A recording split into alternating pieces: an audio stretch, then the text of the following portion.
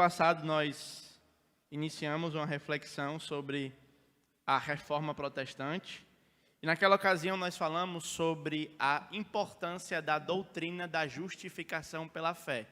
Como homens, como nós, pecadores, sermos aceitos diante de um Deus justo e santo. Então nós olhamos isso a partir de Romanos. Hoje, no entanto, eu queria olhar com vocês a respeito de Jesus. Mas para isso, antes de começar a exposição do texto, eu gostaria de ler para vocês uma carta de um teólogo chamado Daniel Dutton. Ele tem 8 anos de idade. O título da carta diz assim: Como é Deus? E ele, produzindo a sua obra teológica, disse o seguinte: uma das tarefas principais de Deus é fazer gente. Ele faz gente para repor aquelas que morrem. Desse jeito, haverá bastante gente para cuidar das coisas aqui da terra. Ele não faz adultos, só faz bebê. Eu acredito que a razão para isso é porque eles são menores e são mais fáceis de fazer. E desse jeito ele não tem que gastar o seu valioso tempo tendo que ensinar os bebês a andar e falar. Ele pode deixar isso muito bem para os pais fazerem. A segunda tarefa mais importante de Deus é ouvir orações. Uma grande quantidade disso acontece todos os dias. Já que tem gente que ora em outro momento, como os pregadores, além do natural, que é orar antes de dormir, antes de ir para a cama. Por causa disso, então, Deus não tem tempo para assistir televisão. Deve haver um terrível barulho no ouvido de Deus. Eu acho que ele aprendeu a desligar em algum momento do dia. Ateus são pessoas que não creem em Deus. Eu não acho que tenha ateu na minha cidade. Pelo menos não tem em nossa igreja. Você deve ir para a igreja no domingo, porque isso torna Deus feliz. E se há alguém que você quer que esteja feliz, é Deus. Você não deve deixar de ir para a igreja para fazer uma coisa que você acha mais divertido, como, por exemplo, ir para a praia. Achei engraçado essa parte. Se você não crê em Deus, além de ser um ateu, você vai ficar muito solitário, porque os seus pais não podem andar com você em todos os lugares, como, por exemplo, no acampamento. Mas Deus pode. E é muito bom que Ele esteja próximo quando você está com medo, na escuridão. Eu creio que Deus me colocou aqui e que Ele pode me levar quando quiser. Por isso, eu creio em Deus. Fofinho, né, gente? Legal como a percepção de Deus nesse garoto, ela é muito interessante. Mas não somente pensar como esse jovem, essa criança, eu queria perguntar para você, quem é Deus para você? É possível conhecê-lo? Uma pesquisa de opinião pública que eu consultei diz que a grande maioria das pessoas crê em Deus, ou pelo menos em um tipo de força, de um ser supremo, uma força sobrenatural. Assim, eu não penso que seja necessário eu gastar muito tempo provando para os irmãos que o homem, ele é um ser religioso. E onde quer que nós encontremos vida humana, ali também nós encontraremos religião. Segundo a pesquisa publicada pela Folha de São Paulo, no ano de 2005, existem cerca de 60 mil religiões diferentes no mundo. Olhar para essa realidade me faz perguntar como eu posso saber se a religião que eu pratico é verdadeira. Como saber se a religião que foi fundada por Jesus e redescoberta em 1517 por Martinho Lutero é de fato uma crença na qual eu posso apostar a minha vida e eternidade.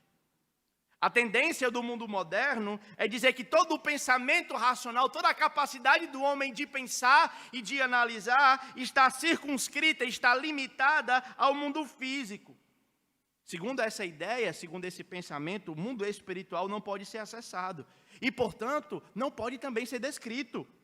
É dessa forma, então, que muitos chegam à conclusão que todas as religiões são válidas, pois elas são um esforço sincero da tentativa humana de descrever Deus.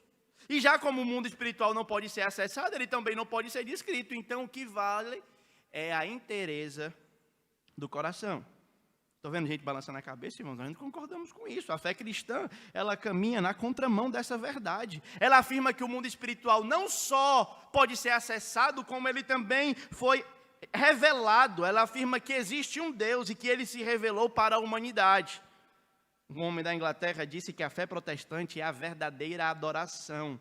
e o verdadeiro serviço do Deus verdadeiro, Criador e Redentor da humanidade. Portanto, ela não é uma religião firmada em especulação, ela é uma religião firmada na revelação que esse Deus fez de si mesmo. Ninguém conheceria a verdade sobre Deus, nem seria capaz de se relacionar com Ele de modo pessoal, se Ele primeiro não tivesse agido para se fazer conhecido.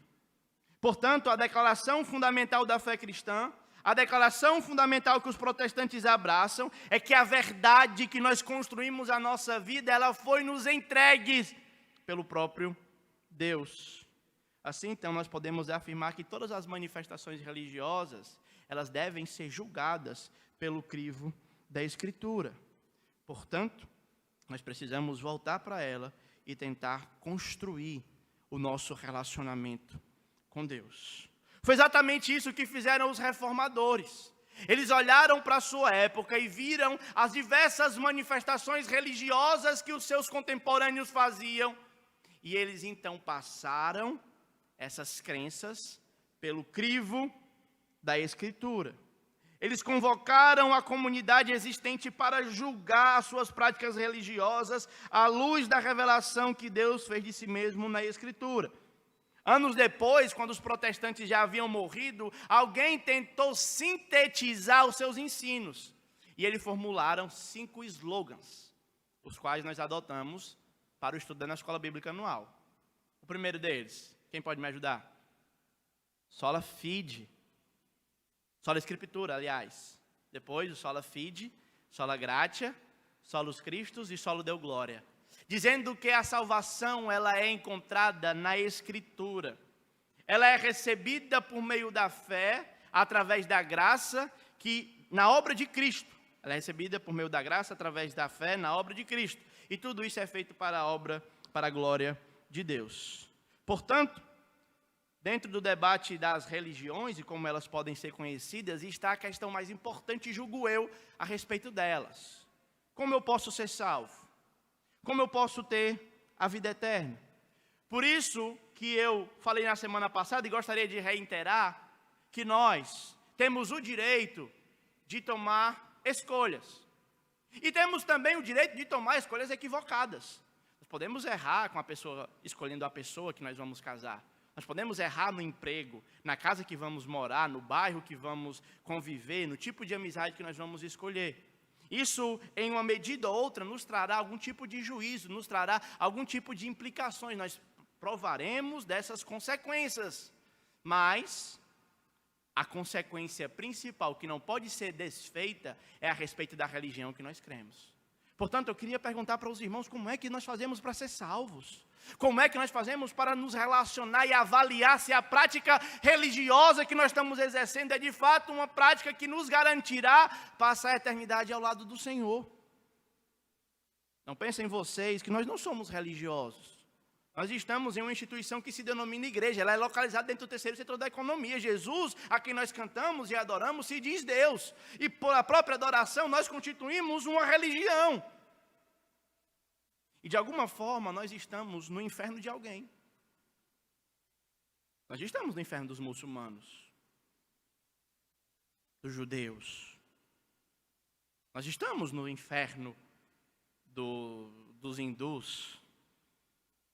E nós precisamos avaliar se de fato eles estão corretos.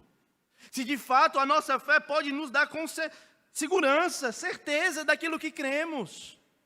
Nós não estamos discutindo, irmão, matérias subjetivas. Nós não estamos discutindo coisas que não têm a ver com a sua vida. Isso, de fato, eu creio, tem relevâncias práticas e pode mudar a forma como você vive. Por isso, então, eu gostaria de considerar com os irmãos e introduzir já o tema da nossa EBD sobre os solos Cristos. Gostaria de fazer para vocês a pergunta se há possibilidade de uma pessoa ser salva pela sua sinceridade. Pelo desejo honesto de conhecer a Deus. Por mais que para ela esse Deus se manifeste como uma vaca. Isso faça dela uma pessoa boa. Faça dela uma pessoa generosa. Faça dela uma pessoa amável e carinhosa. Faça dela uma pessoa que pratica o bem. É possível alguém ser salvo então? Eu estou convencido pelo testemunho das Escrituras 1 Timóteo, capítulo 2, versículo 5.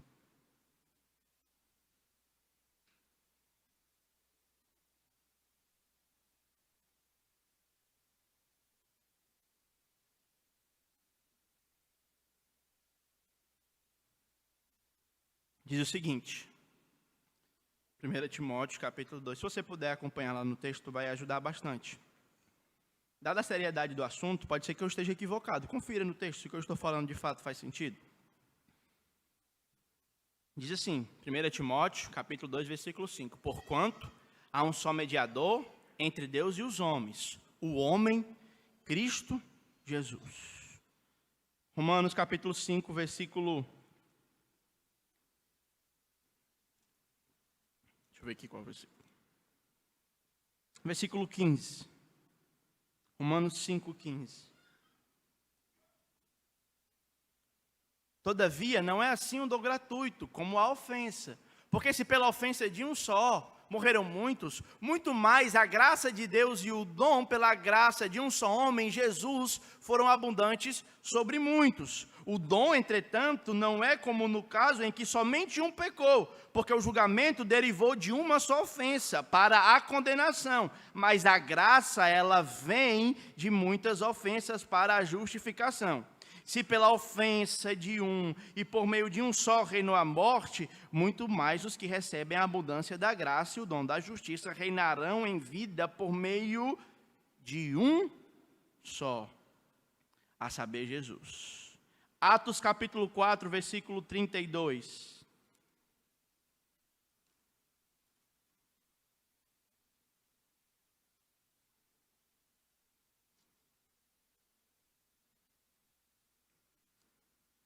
Não é o 4 não.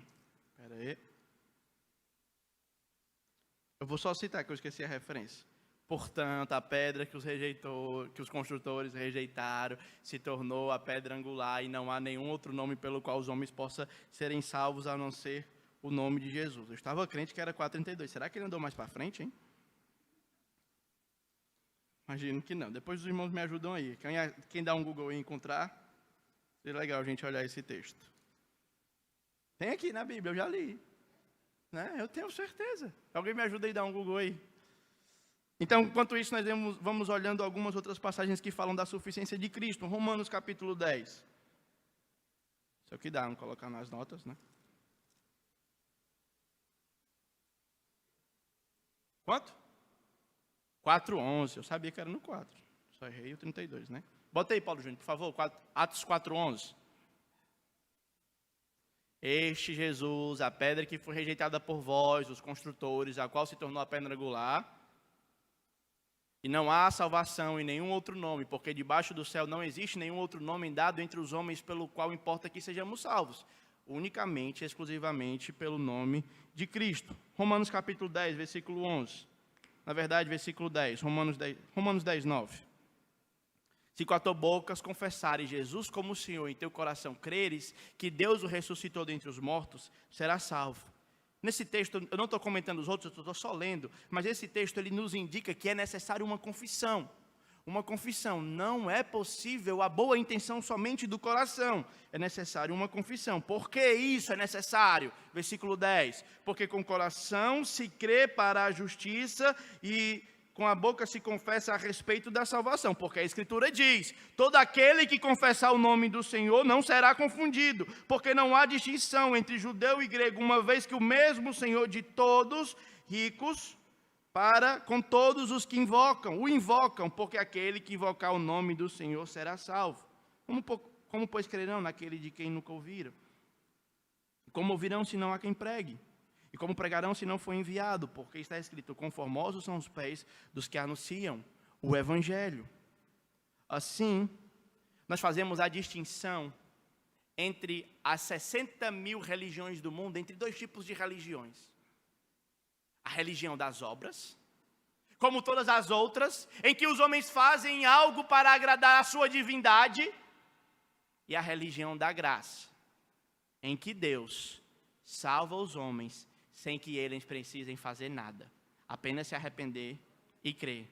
Efésios capítulo 2, versículo 8.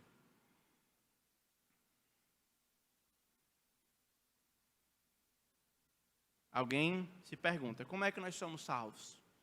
Porque pela graça sois salvos, mediante a fé. Isso não vem de vós, é dom de Deus. Não de obras, para que ninguém se glorie. Para que ninguém possa dizer que merece o céu. Para que ninguém possa dizer que é justo. Para ninguém possa dizer que fez o bem, portanto, tem direito ao lugar celestial. Porque somos feitura deles, criados em Cristo, para que andássemos nas obras que Deus preparou de antemão para que andássemos nela. Portanto, aqui nós fazemos a distinção das religiões das obras e a única religião que é recebida por meio da graça, através da fé. Porque Jesus veio para os seus, mas os seus não receberam. Mas todos quantos receberam, a eles foi dado o poder de serem feitos filhos de Deus. Para isso, então, gostaria de considerar o texto de Filipenses, capítulo 3. Então, retomando a nossa série de pregação para pensar, então, nas duas religiões existentes no mundo.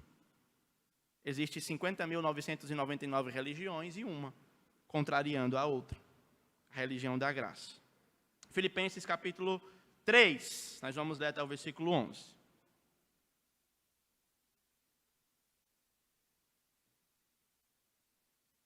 Quanto aos mais, meus irmãos, alegrai-vos no Senhor. A mim não me desgosta, e é segurança para vós outros, que eu escreva as mesmas coisas. Acautelai-vos dos cães, acautelai-vos dos maus obreiros, acautelai-vos do da falsa circuncisão, porque nós é que somos a circuncisão. Nós, o que adoramos a Deus no Espírito, e nos gloriamos em Cristo Jesus, e não confiamos na carne. Mas bem que eu poderia me confiar na carne. Se a outra pessoa pensa que pode confiar na carne, eu ainda mais. Eu fui circuncidado ao 8º dia. Eu sou da linhagem de Israel, da tribo de Benjamim, hebreu de hebreu. Quanto à lei, fariseu. Quanto ao zelo, perseguidor da igreja. Quanto à justiça que há na lei, irrepreensível. Mas o que para mim era lucro, isso eu considerei perda por causa de Cristo. Sim, deveras, eu considero tudo como perda por causa da sublimidade do conhecimento de Cristo Jesus, o meu Senhor, por amor do qual eu perdi todas as coisas e as considero como refúgio para ganhar Cristo e ser achado nele, não tendo justiça própria que procede da lei, senão a justiça que vem mediante a fé, a justiça que procede de Deus, baseada na fé, para o conhecer.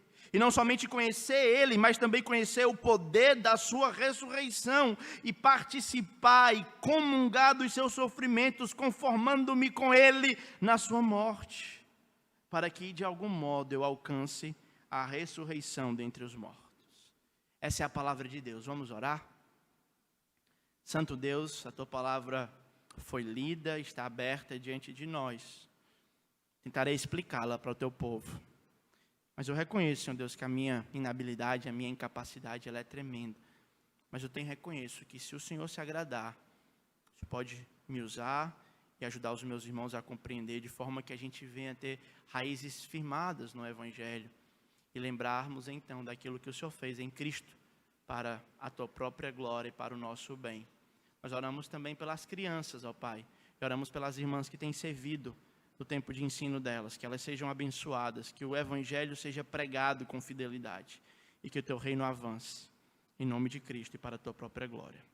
Amém. Então nós retomamos o estudo de Filipenses e agora nós vamos olhar a doutrina dos solos cristos aqui nesse texto. Os solos cristos afirma que só há salvação mediante o nome de Jesus e outras coisas não podem ser consideradas. Se você lembra, Paulo ele está preso em Atos quando ele recebe essa epístola, essa informação de Epafrodito. Ele vai levar uma oferta para Paulo, e Paulo então vai tratar de algumas coisas. Nós já vimos como Paulo ama essa igreja, nós já vimos as convicções que Paulo tem, tanto para morrer como para viver. Paulo não enxerga a morte como sua inimiga, mas ele enxerga a morte como algo que vai promover para a maior das benesses de todas as outras. Depois então de falar sobre algumas questões, ele vai tratar a respeito de uma falsa doutrina que estava entrando na vida da igreja. E a falsa doutrina, ela consiste justamente em os homens, os líderes daquela religião, dizerem que os filipenses precisam ter Cristo e mais outras coisas para que eles possam ser salvos. Só Cristo não adianta. Só Cristo ainda é muito pouco. Vocês precisam voltar à época da lei e obedecer o que a lei fala para que vocês possam garantir o seu lugar ao sol na eternidade. Paulo, então, ele levanta o machado da verdade, taca na raiz do problema, falando a respeito da salvação somente em Cristo. O texto, ele começa falando que ele não tem problema em repetir. Ele não tem problema, e talvez o que eu vou pregar é verdade básica, é coisa batida, é coisa que os irmãos já sabem. E a semelhança de Paulo, eu também não tenho problema em lhes pregar semanalmente ou com a frequência necessária. Paulo fala, a mim não me desgosta, não me desgasta, não me cansa, não me enfada pensar no Evangelho. Porque muitas vezes nós somos tentados a pensar que o Evangelho e a doutrina da salvação somente em Jesus é algo somente para novos convertidos, classe de discipulado. Então eu me converto, recebo a Cristo e preciso então agora passar a estudar as coisas mais profundas, coisas mais fortes, e esqueço então do Evangelho. Mas eu quero lhes lembrar nessa noite que o Evangelho não é só o começo da fé. Ele é o começo, ele é o meio, ele é o fim. O Evangelho é o cerne da Escritura. Tudo aponta para o Evangelho, tudo converge no Evangelho. Desde o começo até o final, a Bíblia é construída para aquele evento que aconteceu no Calvário, quando Jesus se interpôs entre a humanidade e Deus e assumiu a culpa da humanidade para nos fazer justos, para satisfazer a ira santa de Deus e propiciar os nossos pecados e nos justificar, nos livrando da ira vindoura e nos dando a possibilidade de ir até os céus, encontrar o Senhor, o nosso Criador. Por isso Paulo não se desgosta, não é enfadonho, ele repete quantas vezes for necessário. E ele diz também que isso é segurança para a igreja. Porque é através do Evangelho que nós fugimos do erro de sermos moralistas. Se você for olhar todas as instruções de Paulo a respeito da vida cristã, elas não são fincadas em certo e errado, elas são fincadas no exemplo de Cristo. Ele está dizendo, maridos, ei vocês, amem as suas esposas, porque isso é certo. Ele não diz isso, ele diz, marido, amem as suas esposas e linka com o Evangelho, como Cristo amou a igreja e a si mesmo se entregou por ela. Ele vai falar sobre servos, sirvam bem os seus senhores. Por quê? Porque Cristo, sendo o Senhor de todos, se fez servos. Tudo na vida cristã aponta para o Evangelho, converge do Evangelho. É uma implicação do Evangelho. O que você faz, que não faz por causa do Evangelho, você pode correr o risco de cair no moralismo. E então Paulo começa alertando contra os falsos mestres. Irineu de Leão, um pai da igreja, ele falou que a verdadeira heresia, ela nunca é apresentada em sua deformidade nua. Ela nunca é apresentada de forma espantosa para nós. Pois assim, ela seria facilmente identificada. Antes, ela é astuciosamente adornada, para que possa parecer mais verdadeira do que a própria verdade. Paulo, então, está dizendo para a igreja como eles devem lidar com o falso ensino, com a falsa doutrina de que a salvação é conquistada por obras. E ele está dizendo, então, irmãos, que por mais que isso possa parecer belo, por mais que isso possa parecer atraente, eu conquistei o meu lugar. Eu dei o dízimo do que eu tinha. Eu fui assíduo na minha ida à igreja. Eu fui um homem impecável, eu trabalhei como ninguém trabalhou. Eu fiz o melhor que eu podia fazer. E, portanto, agora, Senhor, eu mereço. Eu não fui um publicano, eu não fui uma pessoa que foi dada às suas paixões. Eu me contive, eu me controlei, eu me resguardei. Portanto, agora eu estou aqui diante do céu. São Pedro, o senhor precisa dar um jeito aí, eu preciso entrar, todo jeito. Se o senhor não deixar entrar, eu vou pular o muro, vou fazer alguma coisa, porque eu mereço. De alguma forma, isso está embutido em cada um de nós. Nós não fomos preparados para lidar com a graça. Quer ver uma coisa? Qual a primeira coisa que você faz ao ganhar um presente? Não sei vocês, mas na minha cabeça a primeira coisa que vem é: como é que eu posso retribuir a pessoa por aquilo que ela está me dando? Como é que eu posso fazer algo? Eu preciso mostrar para ela que eu estou grato, então eu quero fazer alguma coisa para que ela perceba que eu também quero fazer alguma coisa por ela. Eu não sei que nada de graça. Nós somos criados para sermos independentes de tudo e de todos. Desde a nossa infância, nós somos criados para conseguir sermos independentes. O Evangelho diz, você não consegue ser independente de Cristo. Você não consegue se salvar. Você precisa de Jesus e somente Ele pode lhe dar salvação. Esses falsos homens aqui estavam dizendo, e Paulo chama de cães aqui. A ideia aqui não é de um shih tzu, um animalzinho fofinho, ou um golden. Não é. Não está se referindo a animais de estimação, quando ele fala isso. Não está se referindo àquele rios que a Lorena colocou no Instagram recentemente. Coisa fofinha, né?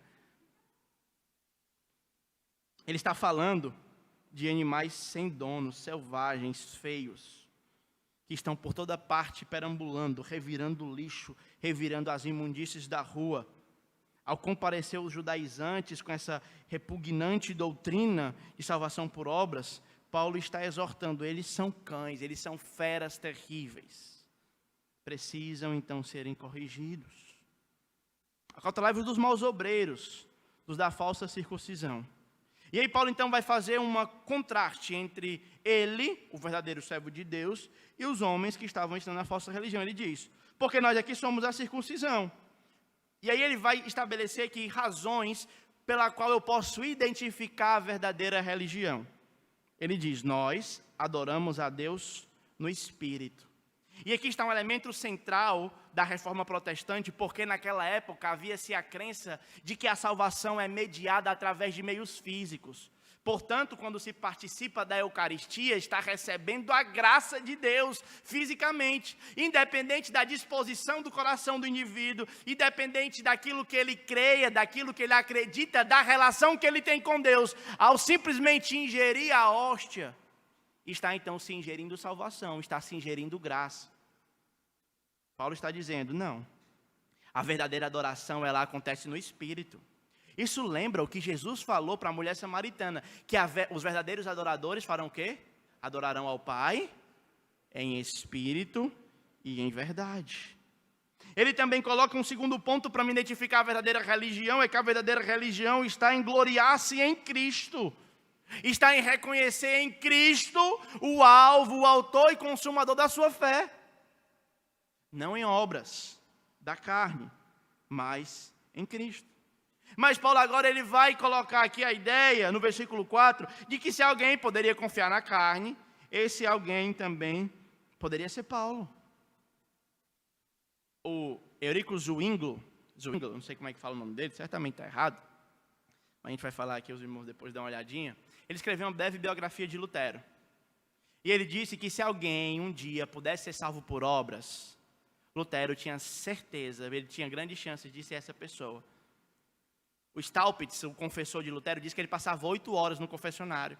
E ele saía do confessionário e ele sentia no seu coração uma vã soberba.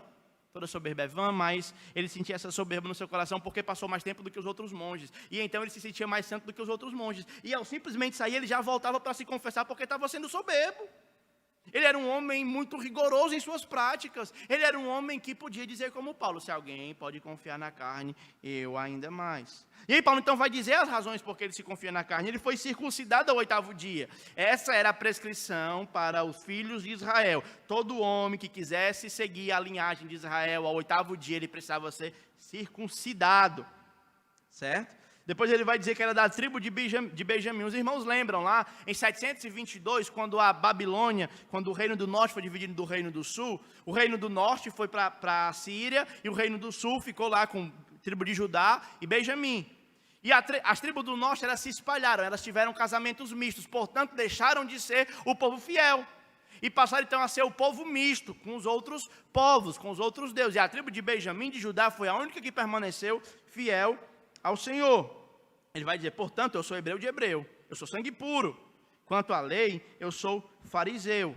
Paulo fazia parte de um movimento que iniciou como um movimento de avivamento, um movimento de zelo. Alguém que amava e que buscava e que era sincero em sua prática de devoção. Ele era tão sincero que quando o cristianismo se apareceu como uma vertente errada do judaísmo, Paulo passou a persegui-los. Eu não posso olhar para Paulo e dizer, Paulo, você não foi sincero. Paulo, você não foi honesto com a sua crença. Mas eu posso olhar e ver pelo testemunho de Jesus que, a despeito da sinceridade de Paulo, o Senhor apareceu para ele e disse para ele que era necessário que ele se convertesse. Por isso, irmãos, eu estou convencido de que por mais que uma pessoa seja sincera, por mais que ela seja honesta, por mais que ela tenha um desejo ardente no coração de agradar a vaquinha que ela adora, ela precisa se arrepender, ela precisa de Jesus para ser salva. Por mais que ela seja honesta com a sua crença, por mais que ela seja fiel àquilo que ela acredita, por mais que ela seja fiel à sua própria consciência, ela precisa entregar a vida dela a Cristo. Ele vai dizer, quanto à justiça que há na lei, eu era irrepreensível. Ninguém podia olhar para mim e encontrar falha na minha vida, Paulo dizia. Ele podia se gabar mais do que qualquer outro homem, dizer, eu conheço a lei, eu vivo a lei, eu pratico a lei, eu dou a minha vida por ela se necessário. Mas mais uma vez, a disposição de entregar a sua própria vida para uma crença, se essa crença for falsa, ela de nada vale. É o que ele diz no versículo 7. Mas o que para mim era lucro, o que para mim era motivo de confiar em mim mesmo, o que para mim era motivo de segurança, o que para mim era motivo de eu dizer que merecia entrar no céu, eu considero perda por causa da sublimidade de Cristo. Sim, de verdade, eu considero tudo como perda por causa da sublimidade do conhecimento de Deus, de Cristo Jesus, o meu Senhor, por amor do qual eu perdi todas as coisas e a considero como refúgio. Eu acho que os tradutores foram bem generosos aqui ao traduzir a palavra refúgio. É isso mesmo que você está pensando, tá bom? Ele disse que era isso para ganhar a Cristo. Por isso, irmãos, quando nós olhamos para nós mesmos, eu particularmente não vejo como me salvar. Quando nós olhamos, e se você for sincero e mergulhar em si mesmo, você vai ver que não atende os padrões da lei divina. Eu não vou nem longe, eu vou dizer que você talvez não atende nem os seus próprios padrões. Aquilo que você vê os outros fazendo e reprova, você se achará fazendo as mesmas coisas. E se você se reprova naquilo que você faz, você está perdido. Assim como eu.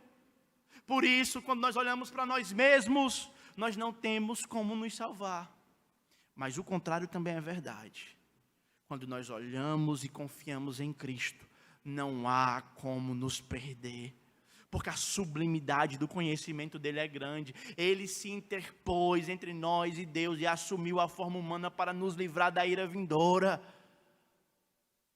Ele morreu na cruz, ele foi exposto à vergonha, foi traspassado pelos nossos pecados. Deus olhou para Cristo e agradou moer Jesus, ferir, oprimi-lo, foi rejeitado, foi humilhado. Ele sabia o que era sofrer, ele foi definido como um homem de dores.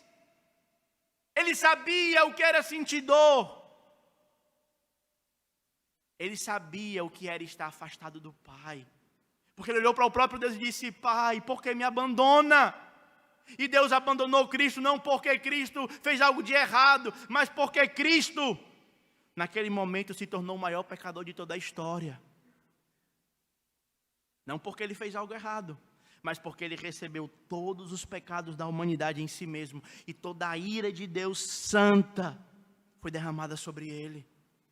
E então ele venceu, ele ressuscitou.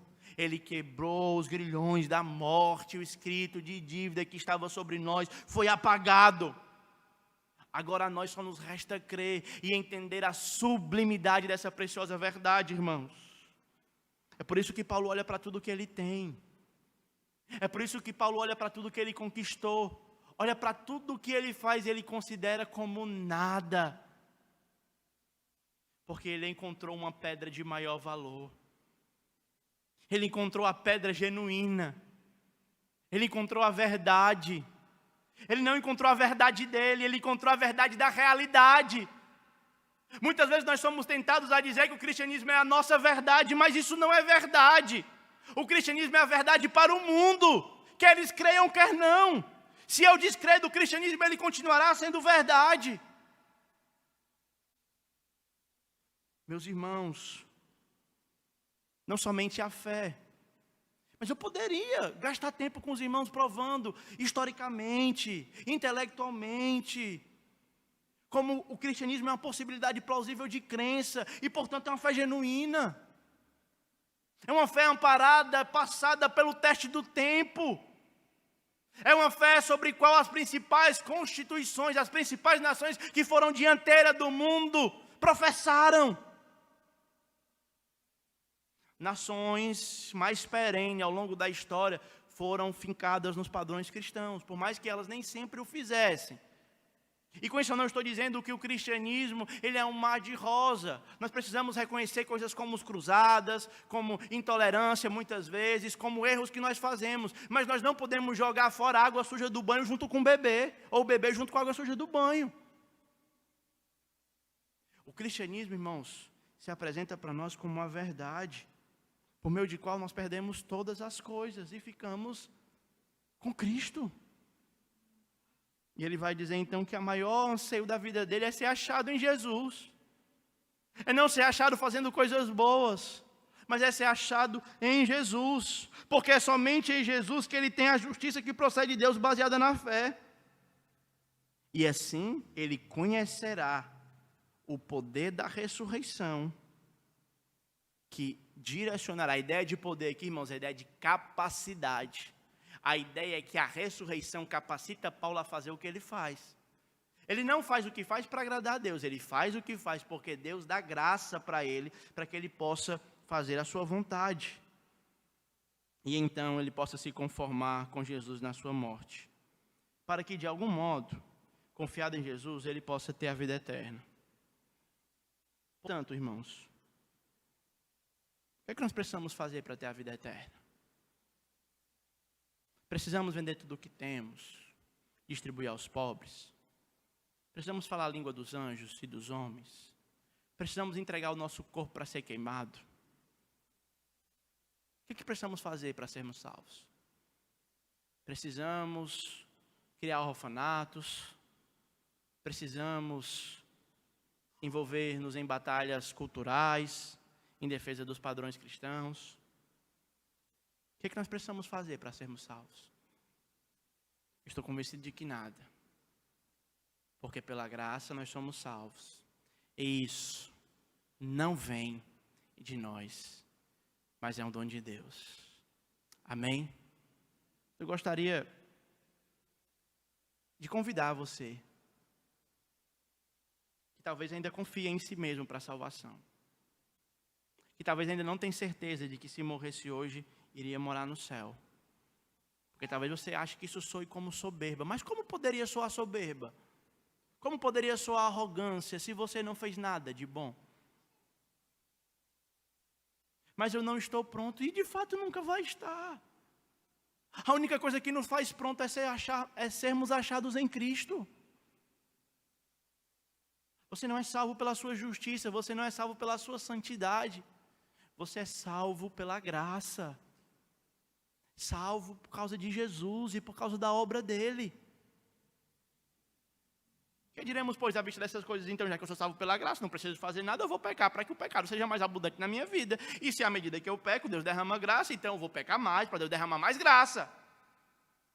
Não. Ele fala, é por causa disso então que eu vou experimentar o poder da ressurreição. É confiado na graça de que Jesus me deu e me salvou. Eu vivo uma vida de gratidão. Eu vivo uma vida de reconhecimento. Porque fomos criados nele e somos feitos nele para boa obra. Portanto, eu queria convidar você a se arrepender e crer em Jesus nessa noite. Eu convido você a reconhecê-lo como único e suficiente Salvador. Não somente como Salvador, mas único e suficiente. A entregar a sua vida a Ele. A reconhecê-lo como seu Senhor. Porque não há nenhum outro nome pelo qual os homens possam ser salvos. Somente pelo nome de Jesus. Só há um mediador entre Deus e os homens, o homem, Cristo Jesus. Porque todo aquele que invocar o nome do Senhor será salvo. Porque com a boca se confessa e com o coração se crê para a salvação. Porque Deus veio para os seus, mas os seus não receberam. Mas todos quantos receberam, deu-lhes o poder de serem feitos filhos de Deus. Porque Deus amou o mundo de tal maneira que Ele deu o seu Filho único para que todo aquele que nele crê não pereça, mas tenha a vida eterna. Eu convido então vocês nessa noite a crer no Evangelho, a se arrepender dos seus pecados e confiar somente em Jesus para a salvação. Irmãos, talvez para uma sociedade pós-moderna esse tipo de afirmação possa causar comichões no ouvido. Você deve estar se contorcendo, como é que fala que dentre tantas religiões só a nossa é verdadeira? Aí você pode me procurar, a gente pode tentar, traga suas dúvidas. Eu quero ser honesto, que a gente quer lidar com isso. Traga suas questões, rapaz, sobre a palavra, sobre as outras religiões, anote todas elas e traga. A gente quer conversar, vamos dialogar, vamos ver se de fato a nossa fé faz sentido, vamos pensar se de fato o cristianismo é genuíno, se de fato Jesus ressuscitou. Eu lhe desafio a fazer isso, para que você possa encontrar descanso para a sua alma. E saber que quando a morte lhe aparecer e vier visitar a sua casa, ela não será uma inimiga. Você poderá, como diz uma poesia da Idade Média, abraçá-la e beijá-la, e junto caminhar com ela, porque ela lhe colocará no melhor de todos os lugares. Porque para nós, o morrer é lucro e viver é Cristo.